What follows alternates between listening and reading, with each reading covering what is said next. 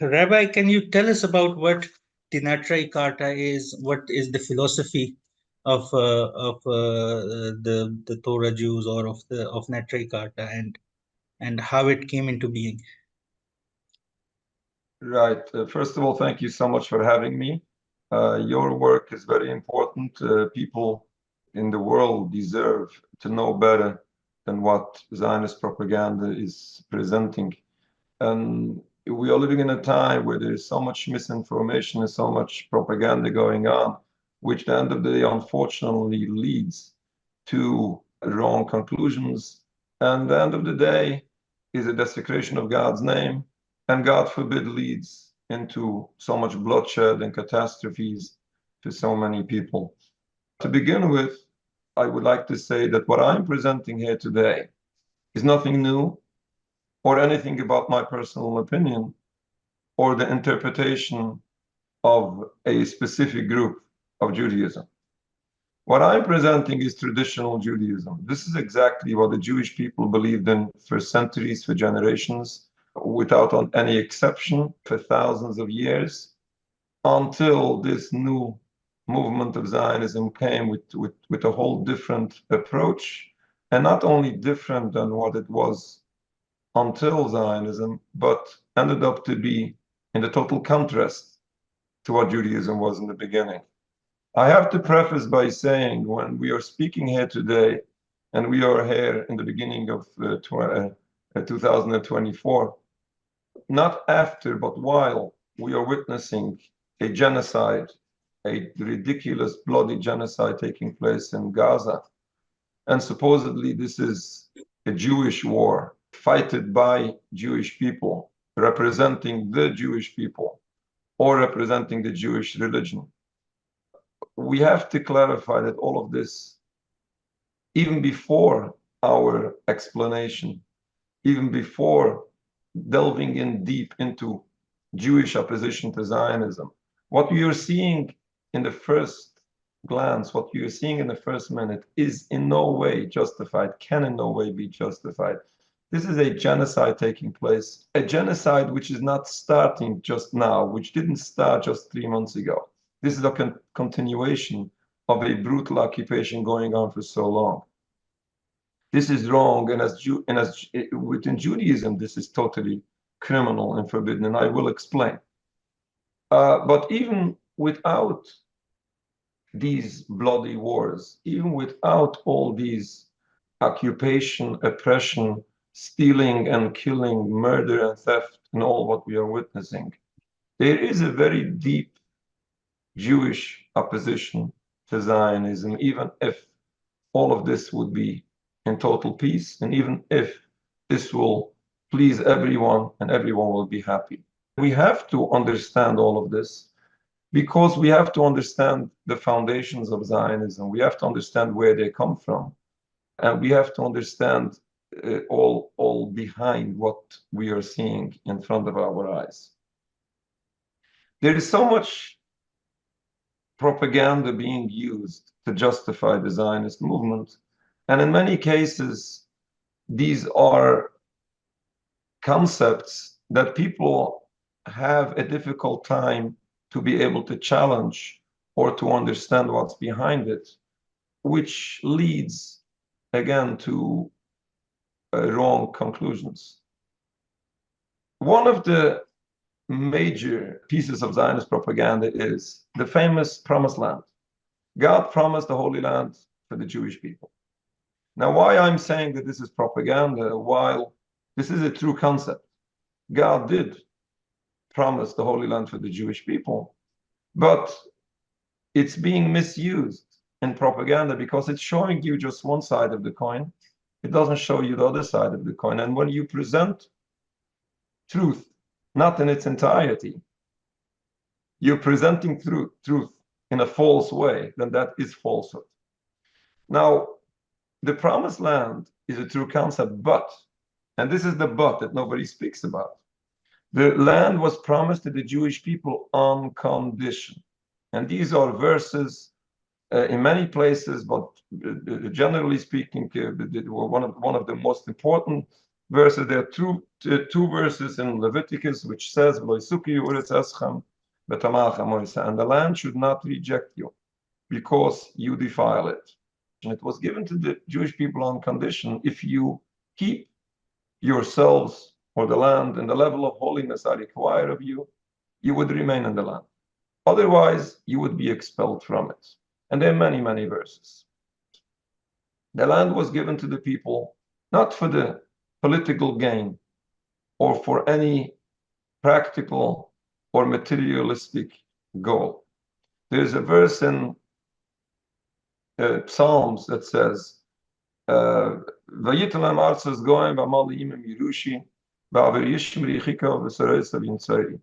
land was given to the Jewish people in order to serve God.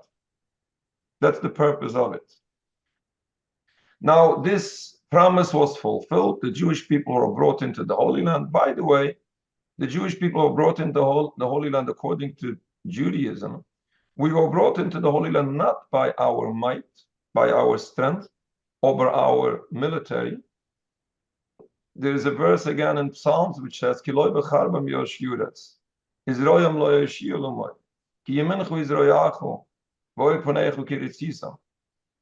not through their sword they inherited the land, and their arms didn't help them.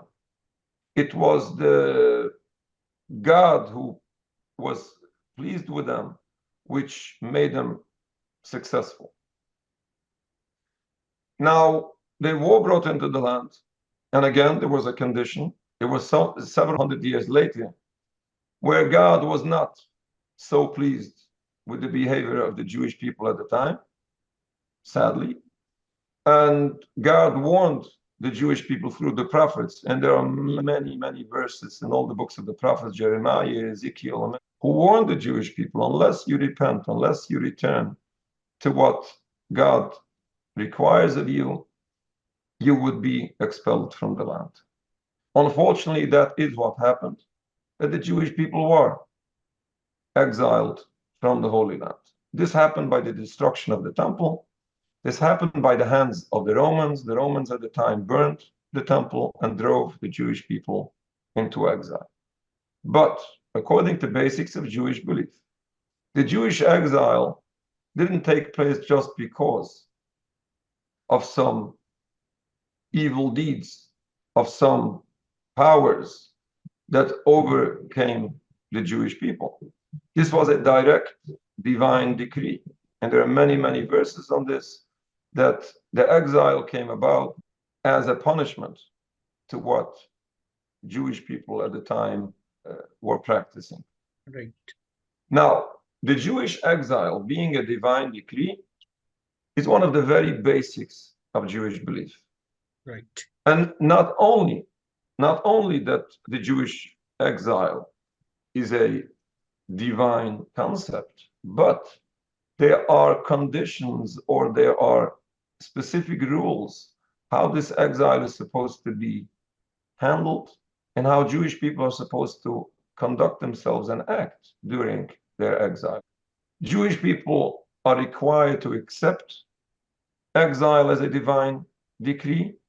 And here's a very important point. Jewish people are forbidden to attempt to end this exile by any physical means. What are Jewish people waiting for? We are waiting, praying for the ultimate redemption. We are waiting for the Messiah to come, which this whole concept of Messiah has to be understood properly. We are waiting for a spiritual future. We are waiting for a spiritual change that God himself will do over the entire universe, where the entire mankind will wake up one day and recognize the kingdom of God. There's a verse that says, and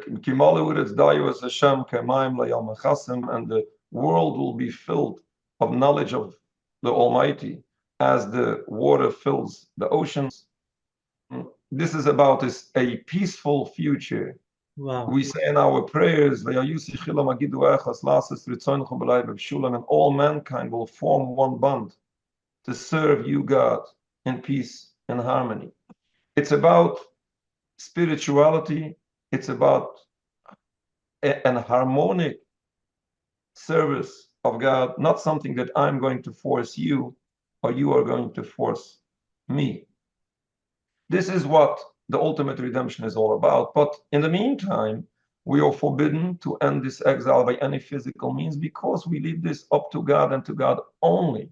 It is only God which will bring this spiritual change in this future. In the meantime, Jewish people are required to live as loyal citizens in whichever country they reside, be peaceful with their neighbors. And this is exactly how Jewish people acted in exile throughout all generations.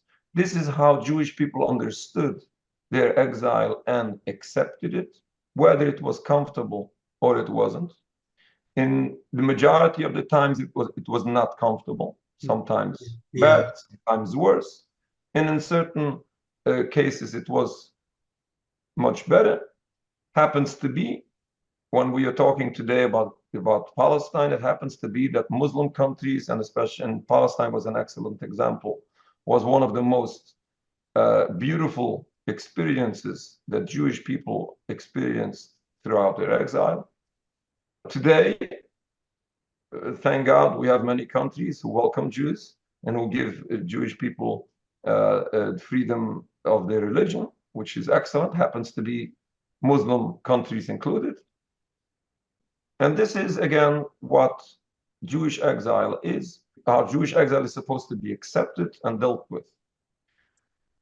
All of this was accepted by all Jews throughout all generations for the past 2,000 years of Jewish exile. And this was without any exception. Right. There were some periods during our exile where some people came up with some nice idea of purchasing some land, forming some comfort for the Jewish people, organized themselves in a physical way.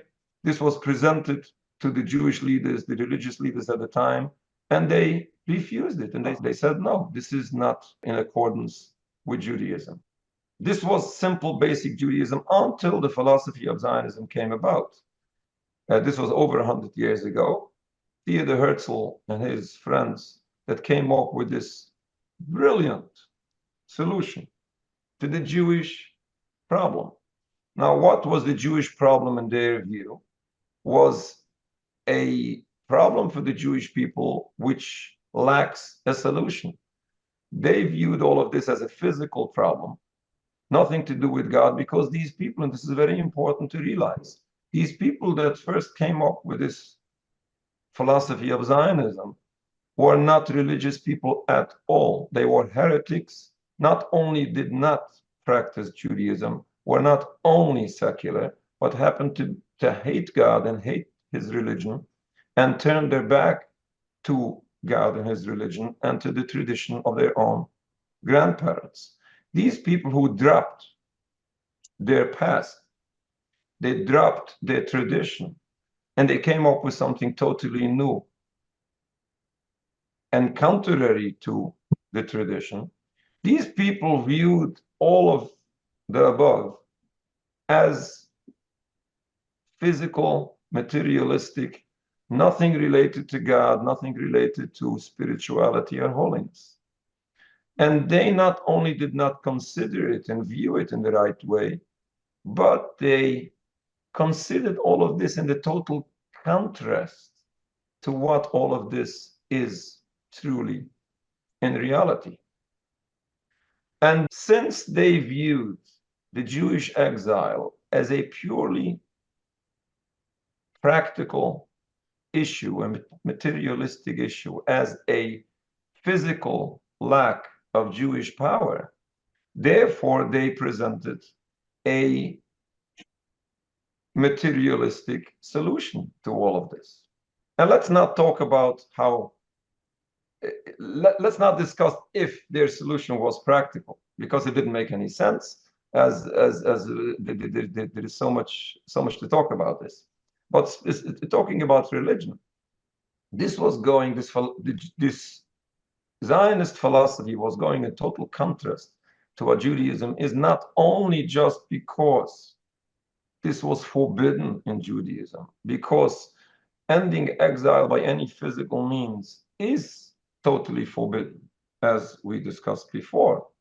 But it's not only a transgression of a specific commandment or rule or prohibition of Judaism, but basically what it did is it uprooted the whole concept, the whole spirituality or religion from these discussions, from these arguments, from these concepts, and turned everything into materialism. Right. And this was a true, not desecration, not violation of Judaism, but uprooting of basics of Judaism. Now, again, this philosophy of Zionism, this supposed solution for the Jewish people, was not invented in the minds of some religious leaders, Jewish scholars, people who followed or studied the Torah, the Jewish religion.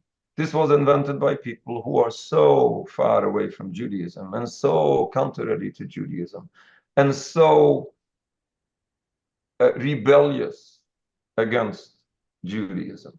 And these people, and only these people, came up with this philosophy or this solution, which is so foreign, so different, and so contrary to basics of Judaism. Now, all of this, as I began, all of this would be not only forbidden, but in total contrast to Judaism, even without any additional issues, even without any additional crimes to it, just because it is in total contrast of basics of Jewish belief. But when this happens in Palestine, by adding so many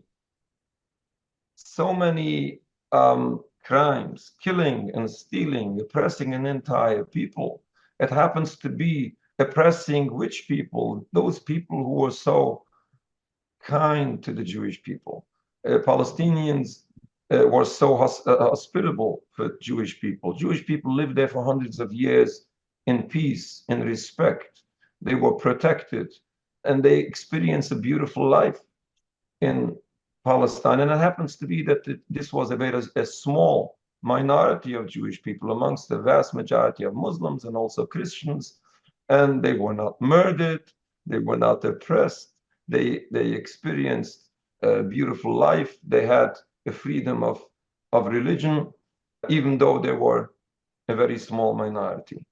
And all of this, killing and stealing, all of this, what is taking place, is not only people view this as a violation of international law or a transgression of basics of human rights.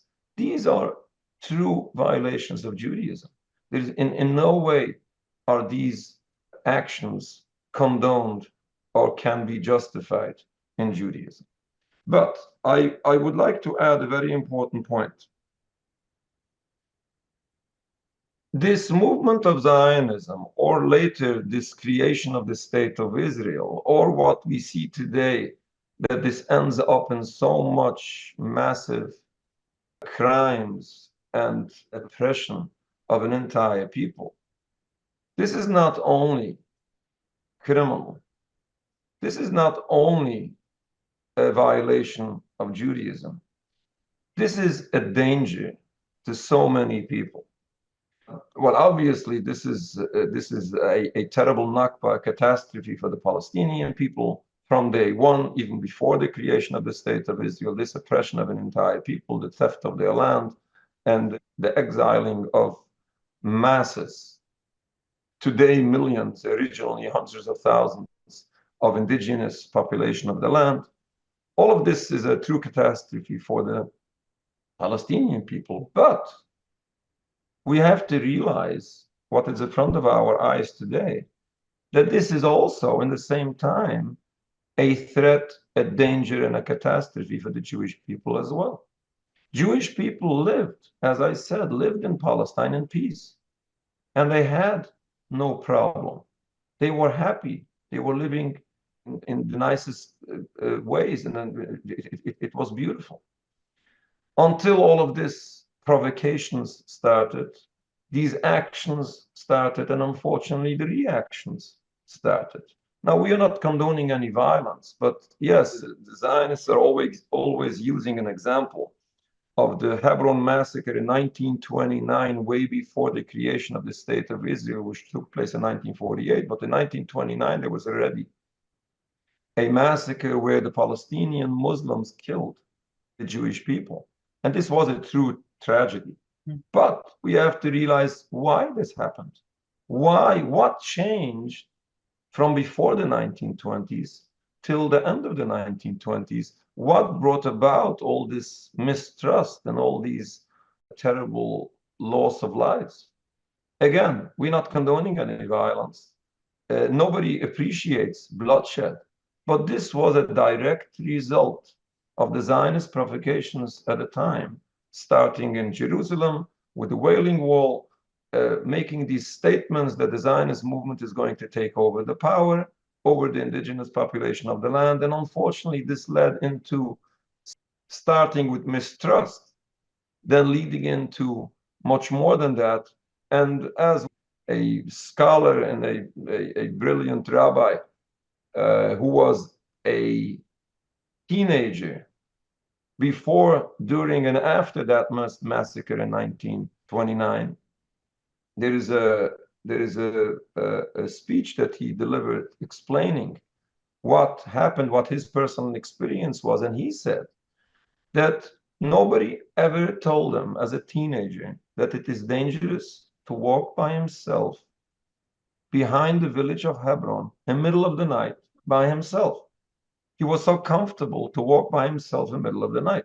There was no threat and no danger whatsoever until the Zionists came in, started their provocations. The religious leaders tried to call them and to speak to these Zionist youngsters and to plead with them, please stop and don't disturb our peace, don't destroy our peace. They didn't listen, they continued. And then he starts crying and saying, unfortunately, what happened?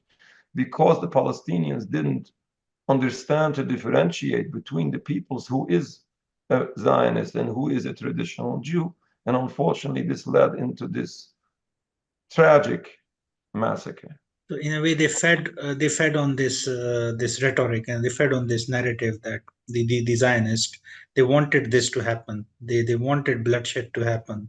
This So is also true. Right. And they still want, because they need this bloodshed in order to justify what they're doing, because Jewish people are in danger and they have to protect the Jewish people. And, you know, this is the most ridiculous thing happening, that with the excuse of saving the Jewish people, they are not only shedding the blood of so many innocent Palestinian people, but for the supposed sake of security of the Jewish people, they place the Jewish people in danger. It is the need that we have for security is because of these attempts to secure the Jewish people. right. It's because of the movement of Zionism we are facing so much hatred and danger. And I have to add one very important point. It was in the very beginning of Zionism, the famous Balfour Declaration, which was the first official statement giving the rights for the Zionists to create their state of Israel.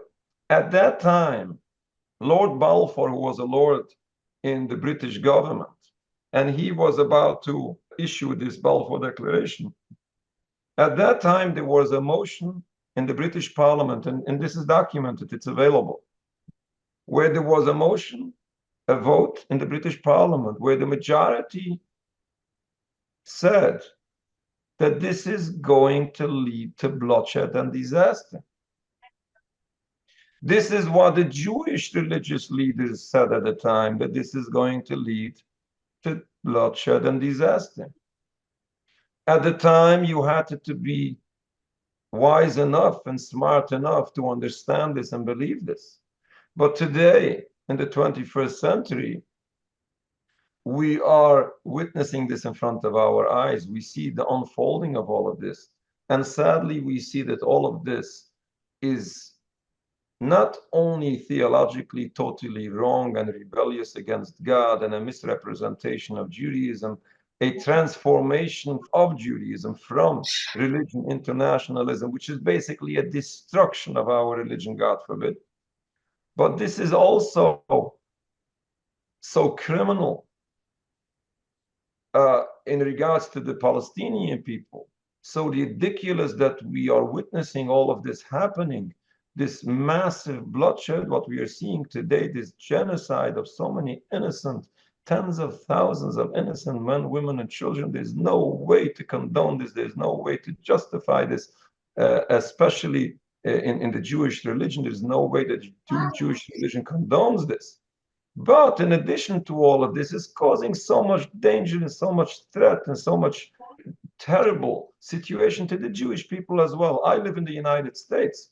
Who speaks about people living in occupied Palestine, Jewish people who are facing so much danger? But even in the United States and the world over, Jewish people are facing hatred just because, listen to this, just because Benjamin Netanyahu insists to represent all Jews. And therefore, all the world over are accountable to all what Israel is doing. And we say no. The state of Israel in no way represents world Jewry. You know, if you have an individual that insists to raise an Israeli flag, that's their personal choice. And guess what? In many cases, those people, if I may say, many of those people are somehow maybe innocent because they are so indoctrinated in this propaganda that in order to be Jewish, in order to be loyal to God, in order to be a good Jew, you have to support the movement of Zionism, which is so ridiculous, so destructive, so anti-Jewish, and such a great desecration of God's name. And this is so ridiculous, but people unfortunately follow this mass propaganda, which drives the world so crazy and so off track. But we, as traditional Jews who are simply Jewish, following the tradition of our great-grandparents, going back to our forefather Abraham, and we say no. We not only disassociate ourselves with Israel, we not only don't identify ourselves with Israel, we don't only disagree with Israel, but we publicly oppose them.